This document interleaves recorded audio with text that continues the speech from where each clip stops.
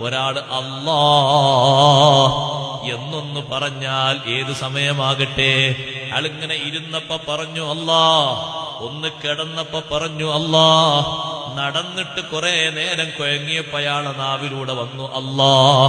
വലിയ ദിക്റല്ലേ അത്.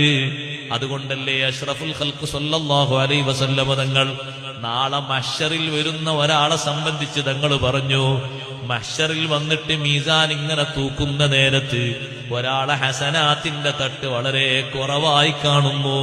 അയാളെ മനസ്സിന്റെ പേടി കൂടുതലായി, മുഖത്തിന്റെ നിറക്ക മാറിപ്പോയി. മീസാന് കനം തൂങ്ങിയാൽ വലിയ സന്തോഷമാണ്. അള്ളാഹു നമുക്ക് ഭാഗ്യം നൽകുമാറാകട്ടെ.